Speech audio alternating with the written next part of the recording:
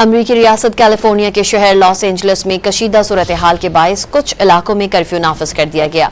Mayor Los Angeles का कहना था कि रात 8 से सुबह 6 बजे तक कर्फ्यू नाफिज रहेगा। लॉस एंजलिस के मेयर कैरन बॉस ने कर्फ्यू नाफिज करने का फैसला 4 रोज से जारी हंगामा खेज मुजाहरों के बाद किया। शहर में कर्फ्यू आइंदा चंद रोज तक नाफिज रहने का इम्कान है। लॉस एंजलिस पुलिस के सरबराह ने बताया कि मंगल को नक्से अमन में मुलव्वस तकरीबन 200 अफराद को गिरफ्तार कर लिया गया। शहर में जारी शदीद मुजाहरों को रोकने के लिए नेशनल गार्ड्स की तादाद बढ़ाकर 2100 कर दी गई।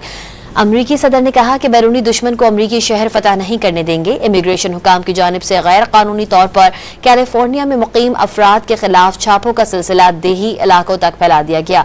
गवर्नर कैलिफोर्निया गेविन न्यूसोम ने लॉस एंजलिस में नेशनल गार्ड्स तैनात किए जाने के सदर ट्रंप के फैसले पर तनकीद की।